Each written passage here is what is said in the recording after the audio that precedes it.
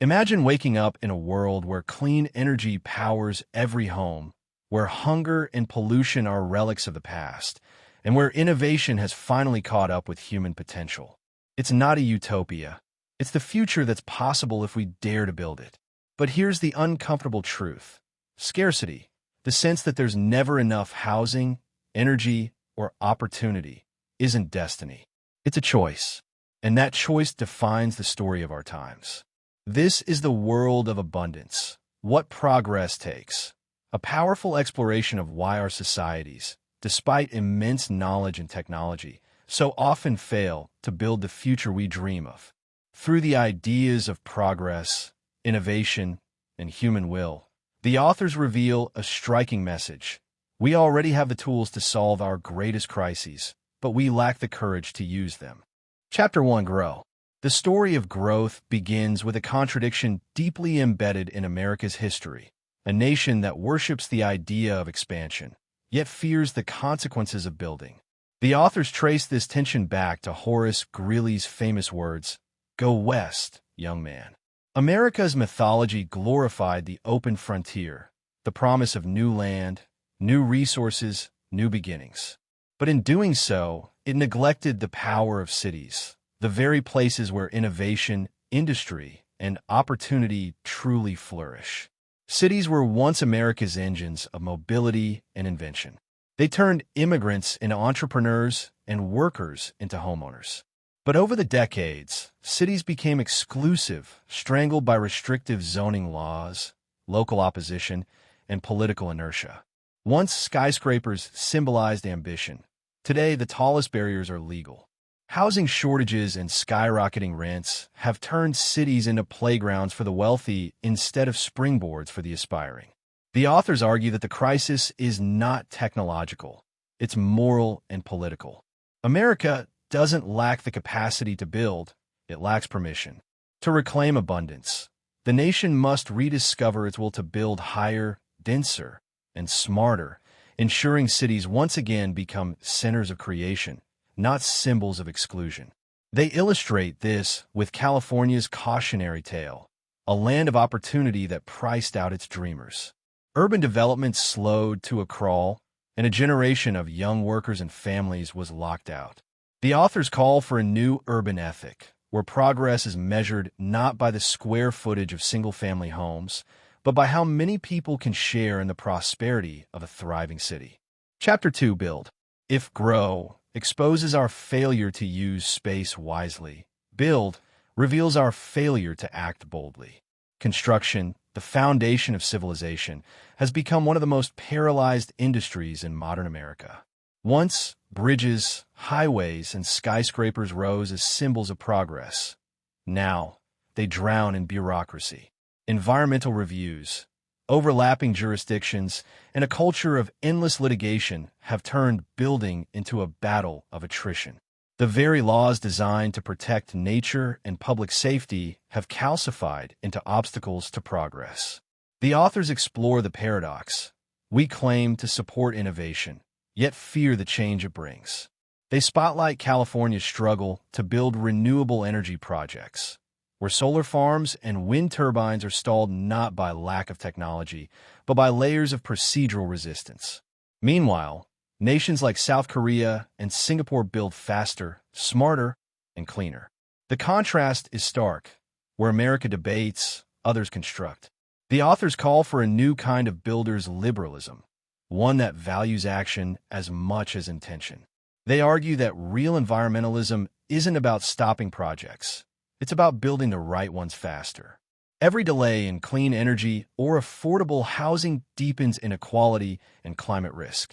Abundance, they insist, begins with cranes on the skyline and the courage to cut through red tape. Chapter 3: Power. Power, both electrical and political, is the pulse of abundance. The authors trace how America once led the world in nuclear innovation, harnessing the atom to promise cheap, clean, limitless energy. But fear, misinformation, and regulatory gridlock dimmed that vision. The result? A world still burning coal and oil while cleaner, safer technologies gather dust. The authors dismantle the myths around nuclear energy, reminding us that it is one of the safest and most efficient energy sources known. Yet, decades of anxiety and bureaucratic inertia have made new plants nearly impossible to approve. The book paints a picture of what could be, a future where fusion, fission, solar, and wind coexist to power humanity sustainably. They describe a planet blanketed not in smog, but in innovation. Offshore wind farms spinning beside gleaming solar deserts, and advanced reactors humming quietly, powering cities with minimal waste. But abundance isn't just about generating power, it's about democratizing it. The authors advocate for decentralizing energy production, allowing homes and communities to become producers rather than just consumers. The future, they say, will belong to societies that embrace energy abundance rather than fear it.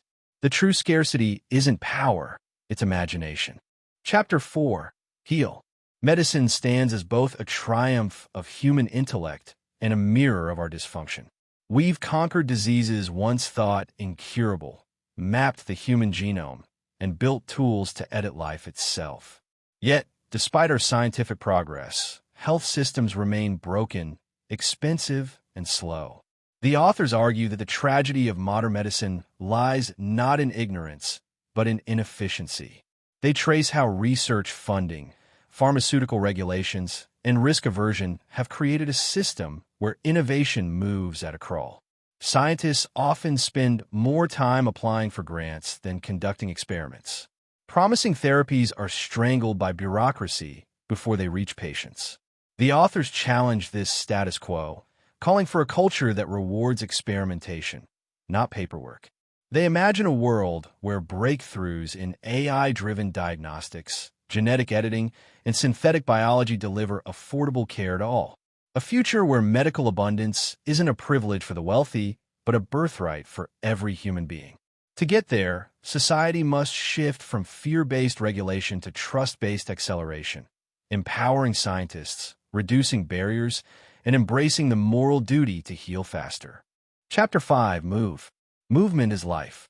The ability to travel, connect, and explore defines civilization itself. Yet America, the land that built railroads across continents, now struggles to build a single high-speed line. The authors reveal how outdated infrastructure and political paralysis have turned movement into a luxury rather than a right. They contrast this stagnation with nations like Japan, China, and France, where high-speed trains zip across cities in minutes, reshaping economies and lives. The chapter explores how transportation isn't just about mobility, it's about equality. When cities choke in traffic and public transit collapses, opportunity becomes geographically trapped. Millions spend hours commuting because they can't afford to live near work, creating what the authors call the tyranny of distance. To move freely is to live abundantly. They advocate for a radical rethink of transportation, electric buses, hyperloops, AI-driven traffic systems, and walkable cities powered by renewable energy. They show how innovation in movement sparks innovation in everything else, from housing to healthcare to productivity. In their vision, abundance means erasing distance, shrinking time, and restoring the freedom to move, not just across space, but across social barriers. Chapter 6. Make. Creation defines civilization. From the first forged tools to the silicon chips that power our world, making things has always been how humanity turns imagination into reality. But in recent decades, manufacturing, the heartbeat of progress, has been treated as obsolete. The authors of Abundance argue that this neglect has cost us dearly, eroding both our capacity to innovate and our resilience as nations. They explore how, for much of the 20th century, America was the workshop of the world. Factories roared, communities thrived, and invention and production fed one another in a virtuous cycle.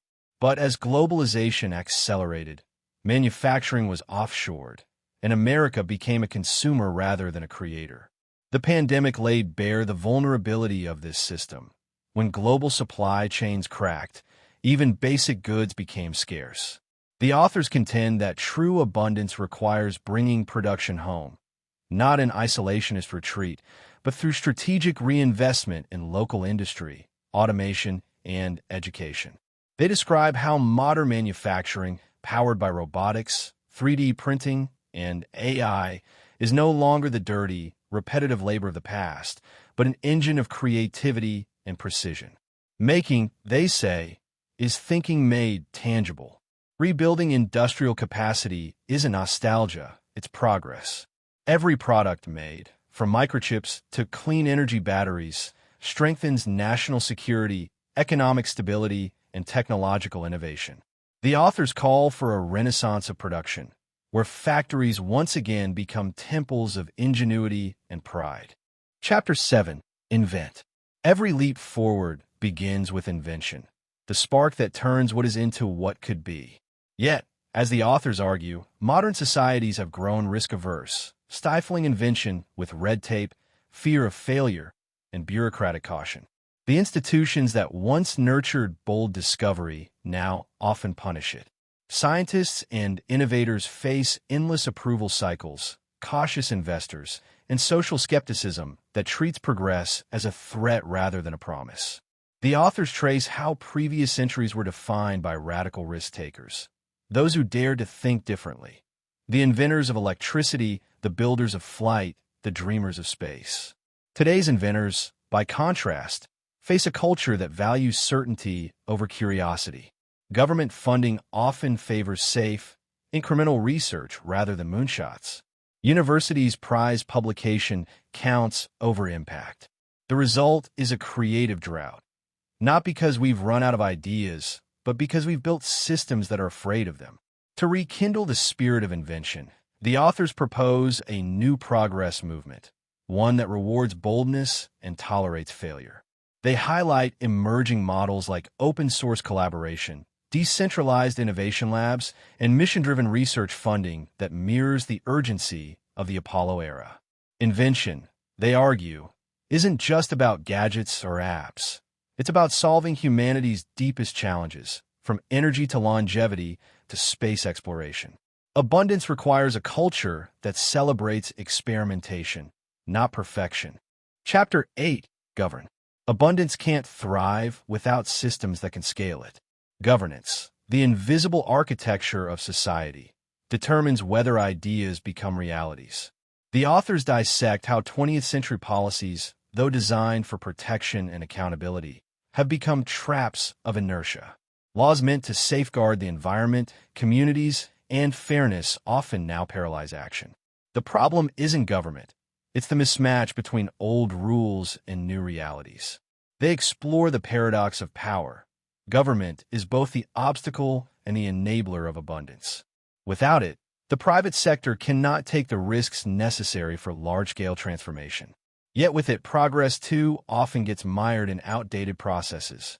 The authors cite examples like nuclear energy, where decades of overregulation halted innovation, and public infrastructure, where environmental assessments that once took months now take decades. The solution, they argue, isn't to shrink government, but to rebuild it, to make it agile, data-driven, and mission-oriented. Drawing inspiration from agencies like DARPA and NASA, they envision a governance model that prizes experimentation and speed. A government that measures success not by how little it risks, but by how much it builds. Abundance, in this sense, requires an institutional revolution, one that restores the public's faith in its collective ability to shape the future.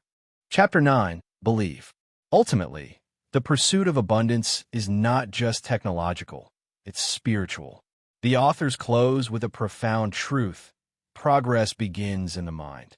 For decades, political rhetoric and media narratives have conditioned us to believe in decline, scarcity, and collapse.